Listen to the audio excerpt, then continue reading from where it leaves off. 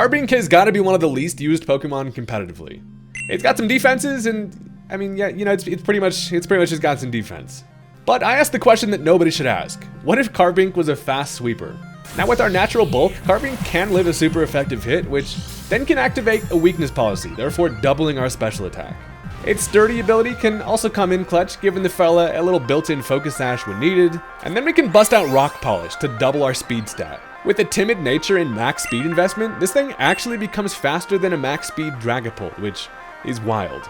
Stab Moonblast now has the potential to destroy some people, along with Stab Power Gem. It's got Earth Power for some good coverage, and literally nobody will see this Rocky Boy coming for him.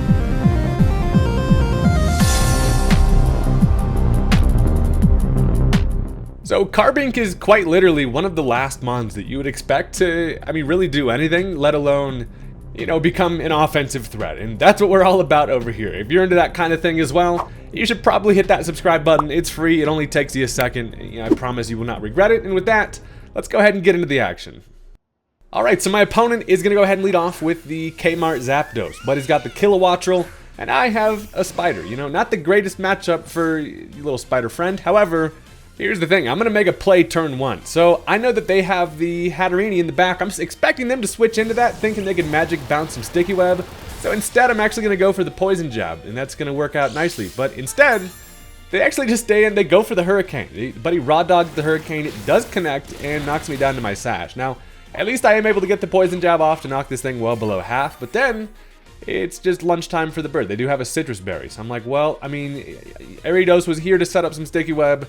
Now I'm kind of in a spot where I just basically am going to let this thing go down. So I decided to, in case they wanted to try to land another Hurricane, to click Sticky Web there. Not going to happen. They do finish me off.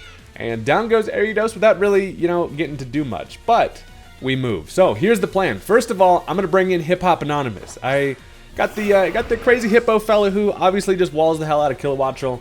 I'm also here to be kind of Sandstorm support for things like Carbink, being able to get that special defense boost when it comes in, being rock type. So at this point, I'm expecting them to maybe go into that Hatterene again, trying to bounce back some Stealth Rock. So instead, I go for the Stone Edge. It actually works out for me nicely because they do stay in, they go for that Tailwind. Now it's going to take care of the Kilowattrel. They're going to be sitting behind the Tailwind, which is fine.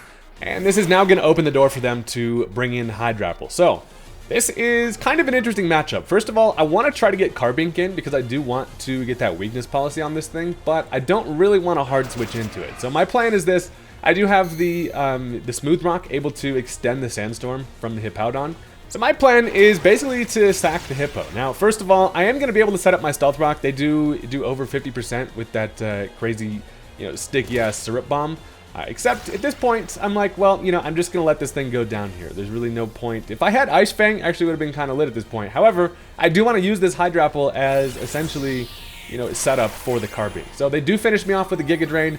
That is fine. This thing's going to be sitting at full HP. And as Hippo goes down, we kind of did our job. I got up some rocks.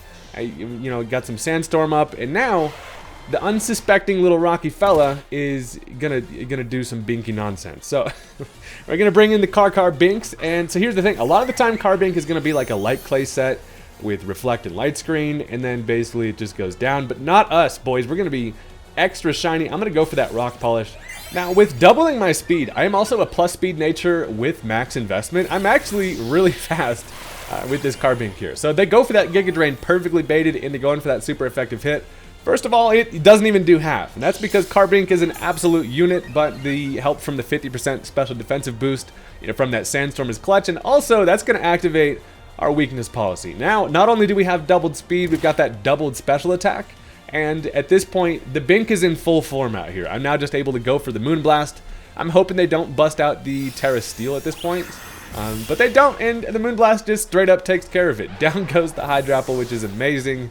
And now we get to just see how far the rock can go at this point. The fun thing is, nobody knows really what the hell this thing is going to do in terms of offensive coverage. So they decide to bring in Magnezone. Now this thing does have the ability to just destroy me with a Flash Cannon, but I actually have the Earth Power, and that is going to be a 4 times effective hit.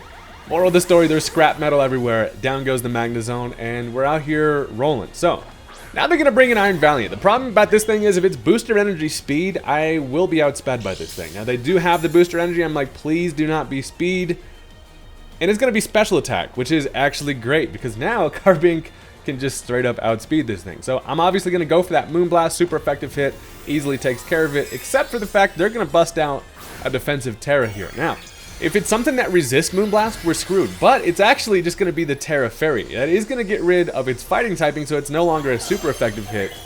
But we should still be able to outspeed, and check this out. We go for that Moonblast, and that is still just going to straight up knock that thing out, which I thought that was crazy at first. But it turns out after Stealth Rock, that's a guaranteed one-hit KO there, as long as it's not a resisted hit. So that's actually insane. We get them to use up their Terra, and also with what they have left, Carbink is in a great position. Now they go into the Annihilate. At this point, you know, they don't have any Terra options. I'm just a speedy damn shiny rock over here, but he's probably blinded and can't see shit. Moonblast easily takes care of Annihilate, and now as the Sandstorm goes away, not really a big deal. We're chilling. The final mon is going to be the Hatterene, and this thing probably just doesn't have much that it can touch me with. Even though it likely does live an attack from the Bink, it still can technically hit me, but we're thick as hell. They decide it's not worth it. They're gonna head out, and Carbink is able to fully body bag this poor unsuspecting opponent, which is kind of hilarious. Now that was a fun match. You know, getting Carbink going. Listen, if you've stuck around at this point in the video, you should hit that like button. It just helps out with the YouTube algorithm and all the nonsense. And you already know we have some more action for you because, you know, Carbink is fun. Now, in this one, we've got a pretty interesting squad we're going up against, which most of all is, you know, the fact that they also have some sticky web support with that Rabombi thing. And let's go ahead and jump into it. So, this time my opponent, they of course are going to lead off with the Rabombi. Rather than going with Ariados, I decided it's probably better to go with the Hippo just straight out here. And that's just because most of the time this thing's going to be Focus Sash. It's there to set up some sticky web and then, you know, just take a hit. So I decide, knowing that they're going to sticky web turn 1, I'm just going to go, you know, straight for that Stone Edge. The good thing about the Sandstorm being up is that if it lives with one with that Sash, it's just going to die to it. But instead, the Stone Edge actually just kills it. So the one time I have a plan for the Focus Sash bastard, it actually is not even Sash. So that, at least, hey, it takes care of the B, which is great. Sad news for us, they do set up sticky webs. That's going to make things a whole lot more interesting in terms of kind of speed setup. So at this point, they decide to go into the Empoleon. And while a swap on my end would be obvious, I'm gonna stir the pot a little bit. I actually decide to stay in, and it turns out the Hippo actually somehow outspeeds the Empoleon, which is kind of wild. I get the Earthquake off, which doesn't quite kill, but they did expect the switch, therefore they go for that knockoff. So, you know, it gets rid of my Smooth Rock, but I mean, that's fine. I got another Smooth Rock in the form of Carbink in the back, and I'm like, that's actually, hey, that's pretty good. Earthquake outspeeds and kills here, except I know that they have the flying type in the form of, you know, the freaking Salamence in the back. So instead of going for that, I'm actually going to set up the Stealth Rock at this point, and they do swap. They want to conserve the Empoleon here, basically a free switch into, you know, the Salamence of our Earthquake, but instead Hippo, friggin' Moodang over here is just being, you know, a full nuisance over here, is setting up some Stealth Rock. So I am set up pretty well defensively versus Salamence. I know that I can take an attack from this thing. I also know it likely wants to go for potential for a Dragon Dance here, so I'm actually going to end up swapping. I'm going to save the Hippo for later, and I'm going to go right into the Carbink. Obviously, being fairy type, you know, we're pretty decently matched up, and honestly, I'm fully expecting something like the Dragon Dance to come through here. So I do get caught up in the sticky web, which is going to make things, you know, weird. Actually, and they end up going for the Dragon Claw, which is perfect because that is essentially a free switch in for your boy. And while they're getting hit by some Sandstorm, I'm actually in a position here where even if they have that Earthquake, I should be able to live it due to Sturdy, and then I can actually set up a Rock Polish. While that's only going to bring me to +1, it seems like that might be all I need against a lot of their team. So they're actually going to end up committing the Terra Steel here, expecting probably just the Moonblast to come through. And I'm like, that's fine. I'm not going to go for it. They decide to go for the Dragon Dance, thinking they basically get a free turn to set up here. But listen, nothing is free when you're going up against the Bink, bro. We're going to have to give him the Binky. So I do get up that Rock Polish, and now the Bink is gaining some velocity. Of course, they are going to be still faster because they set up a Dragon Dance on their end. But here's where I am very helped by the fact that we are sturdy as hell. They are able to outspeed. They go for that Earthquake, brings me down to 1 HP with that Sturdy, which is awesome. And now, that is also going to activate the freaking weakness policy. So, being able to bait him into them super effective hits is amazing. Basically got our built-in Focus Sash over here, going to go ahead and double our offenses. And now an Earth Power on the floating dragon is able to be super effective. So it turns out that defensive Terra ended up helping us in the long run. So that takes care of the Salamence, and Carbink just destroying Salamence is like we're a freaking natural predator out here. Now, they can switch into whatever they like at this point, and they decide to go into Glimmora. Now, this thing does take some Stealth Rock, so if it's Sash, it's broken.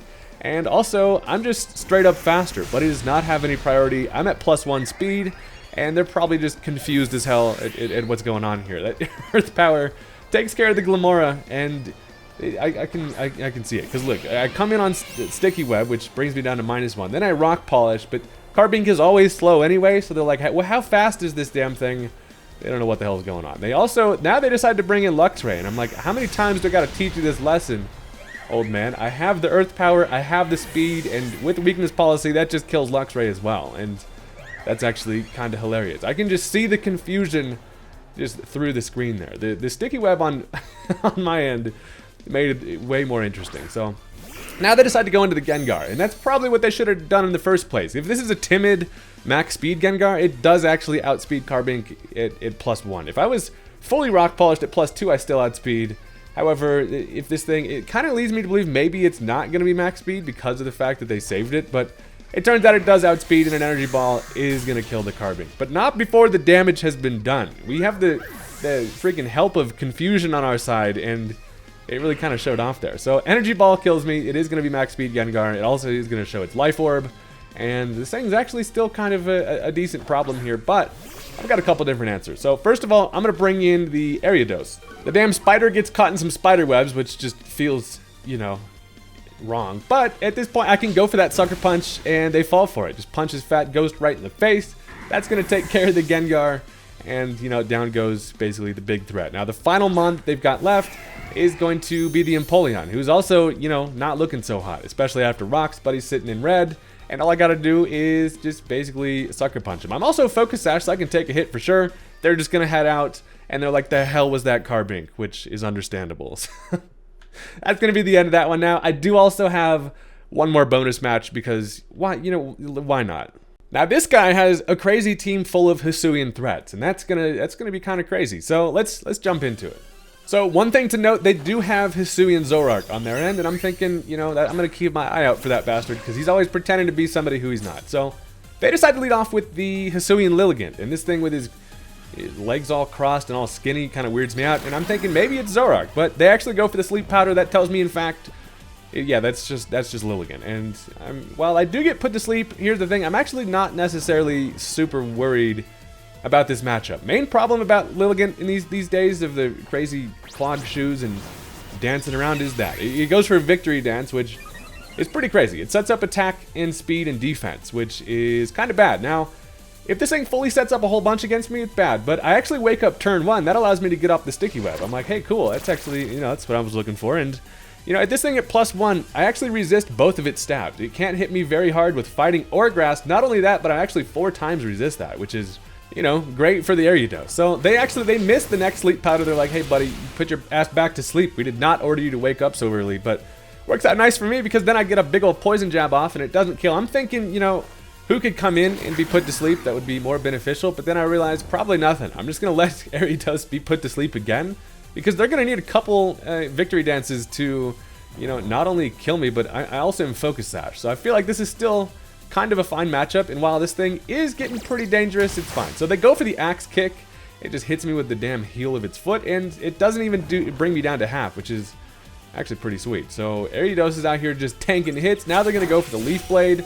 Does not get the critical hit, important to note, and we sadly stay asleep. So luckily, the good thing is this thing isn't setting up any further, but at this point at +1 speed, it's faster than everything I've got, and it's scary. So I decide, you know, I'm obviously just going to die to the next attack, so I go for the Sucker Punch, which we do wake up.